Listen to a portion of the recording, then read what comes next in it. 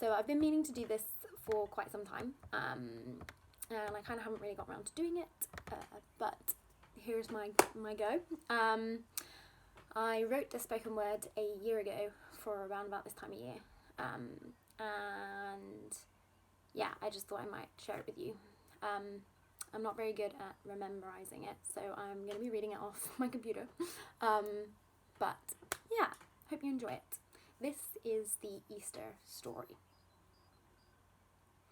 You've maybe heard stories about this season, seen mountains of Easter eggs, and you're wondering the reason. You're pretty sure these days off work have something to do with religion. Maybe you know the Easter story. It's been told and told again.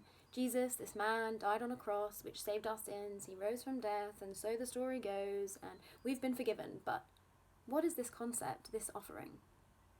Does this man still fit in? So tell me, what is the truth of the God who became his own introduction? Pain, agony, sharp, sting, searing, tearing, shock.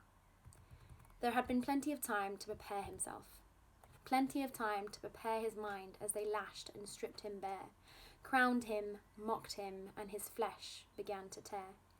Plenty of time to remember each and every one of us, gasping for air, driving his body to stay alive, nailed to a cross.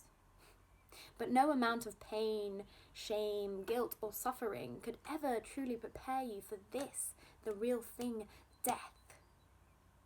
The work of God, what is it now? Hanging there, stripped of humanity, this is the story of our Christianity. There must be another way, God.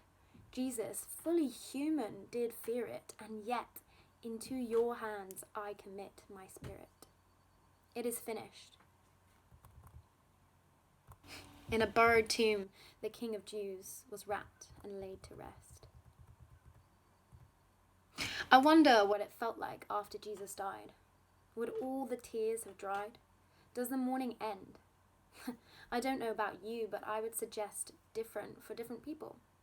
For some, the crying would go on, and for some, they won't shed a tear to be strong. Some might simply deny it and pinch themselves and say, "Wake up! No, he's not dead today." Grief, unexplainable grief, sorrow and sadness, pain, even anger. I'm annoyed. Are you not annoyed? He was supposed to be the one. The knight in shining armor, the hero come save Jerusalem. But he was only a human. He was not super. In fact, he was just like you and me, a fragile and easily broken body. He brought love, freedom, and hope with him. Now all is lost to the cross. Put there by us, crowds jeered, "Crucify him." And the governors washed their hands and did nothing. Gossip now around the town. The savior of the King of Jews has died. Yes, that's right, he was crucified. People whispering the news, hiding from the Jews, for fear that the Roman authorities would come, and life just goes on and on. Back to normal. It didn't stop for this one man, this king. But this was not the story done. The work of God had only just begun, because believe it, crack at the break of dawn on the first day of the week. A thought, a phrase, a command, an echo from beyond time. Let there be life. And there was life, a new beginning. Mary and the disciples, rushing to this tombstone, rolled away, lost and confused. Why have they taken him today? Light blinding, and an angel cries, "Why do you weep? Whom do you seek? Why do you look for the living among the dead, when the living water came down without a toll to quench your Saviour's breath?" Mary and the disciples, so overcome by their grief, they struggled in their belief. Sometimes today I feel as they felt, overcome with sorrow, pain, anger, frustrations, the storms and struggles in my life just surrounding me, and I'm completely blind to see that my Saviour is standing right in front of me. It was from this sorrow and pain that Jesus was brought to life again. Blessed are those who did not see it coming, who did not see what kind of love it would take, the only sacrifice strong enough to save. But if his death, his body, his blood was what saved us, then why did he need to rise from death?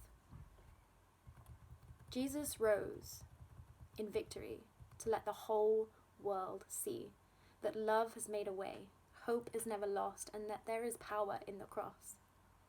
The church was torn, the temple fell away, and God chooses us today.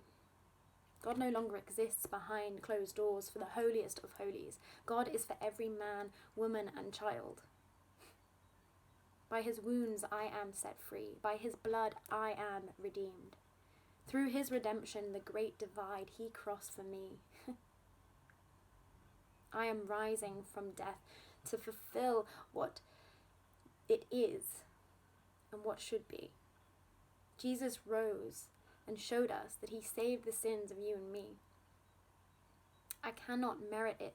It is free. This is the Easter story's greatest showcase. Man crucifying, Son identifying, grief and crying, sin rectifying, death defying, love magnifying, life electrifying, the Father and us unifying, God glorifying, grace. Grace. Grace is, grace lives. For God so loved the world that he gave and gave and gave, became a slave to our humanity, traded glory for thorns, palms for scorn, because God is love, and love was made, not to judge, but to save. The gift of free will has always been free, and blessed are we who are freed by the cross. Triumphant in loss, regaining rebirth without cost. Give pause. Give praise. Blessed are we who do not see, who know that Jesus came to live, to love, to die, and bring redemption in his victory. Have a good Easter, everybody. Thank you.